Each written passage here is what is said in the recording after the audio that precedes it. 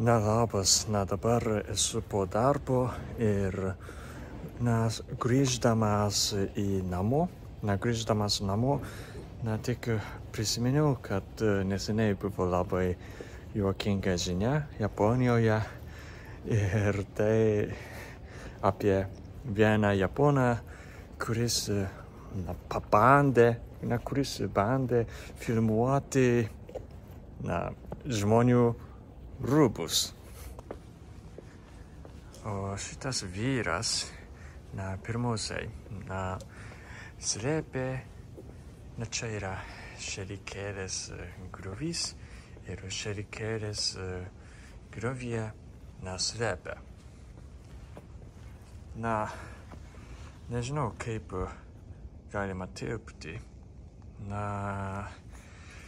Galbūt turi būti truputį didesnis griovis turi būti, tam, kad telptų kūnas Šerikelės griovyje. Ir bandė pamatyti žmonių rūbus iš apačios.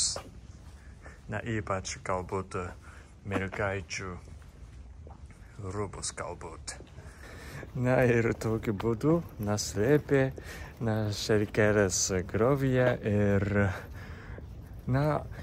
žinioje rašoma buvo, kad 5 arba 6 valandos slėpė ir visą laiką bandė pamatyti žmonių rūbus iš apačios. Labai bjauru, bet tuo pačiu metu labai juokinga.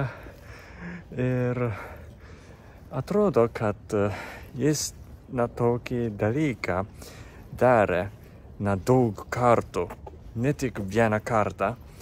Tik neseniai buvo suimtas policijos, tai rugsėjo mėnesį. Tada slėpė, kaip visada, Šerikelės griovyje ir tada įdėjo savo smartfoną ir tada filmavo. Tada buvo rastas mergaitės ir buvo po to policijos suimtas. Ir pasak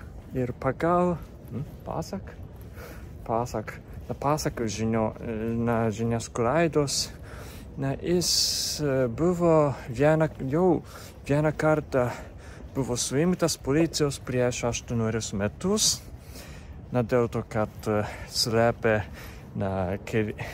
Šerikelės griovyje ir tada pabandė matyti iš apačios žmonių rūbus. Ir vieną kartą buvo suimtas. Ir tai galbūt antrą kartas, kuris įvyko rugsėjo mėnesį. Labai juokinga tikrai.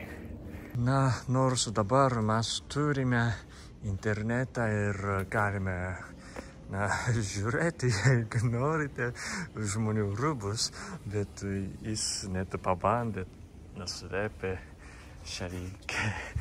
Šerikelų griovyje ir matyti pabandė net 5-6 valandos. Nežinau, kaip galima. Ir rugsėjo mėnesį Japonijoje tai tikrai karšta ir labai drėgna ir aš negaliu būti laukia taip ilgai. Maks tai 1-2 valandos. Bet jis slėpė net 5-6. Nežinau, kaip išgyveno. Turi būti vanduo ir galbūt maistas irgi. Be vandens tai labai pavojinga turi būti slėpti taip ilgai čia. Tokiame šiauriame griovyje. Aš to visai nesuprantu, kaip jam verta matyti galbūt mergaičių rūbus iš apačios net slėpdamas griovį, šalikelės griovį. Tai turi būti labai sunkus dalykas. Normalus žmogus tai gali mirti iš karščio. Aš mirsčiau iš karščio, jeigu man reikia padaryti tokį dalyką.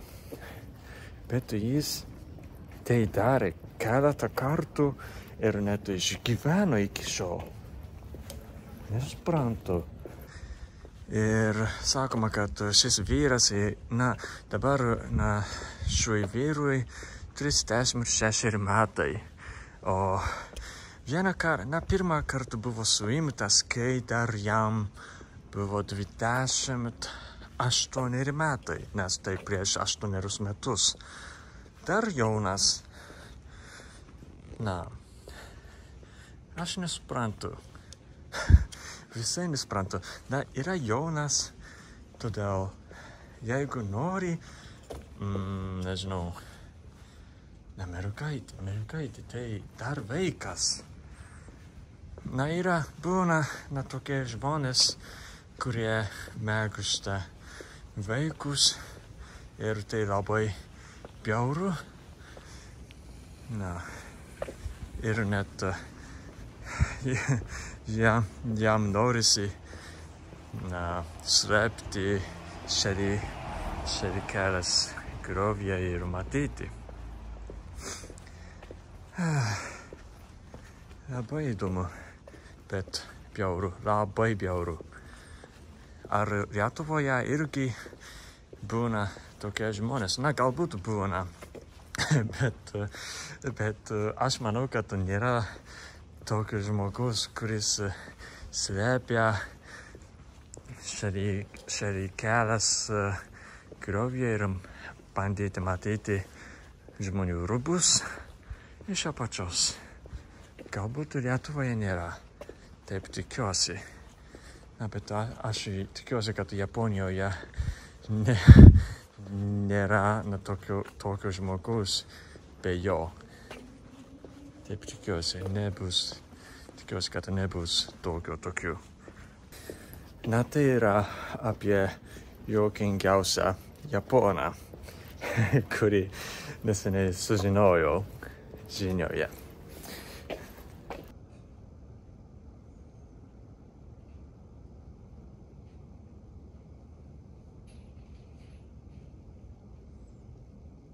Sveiki visiems!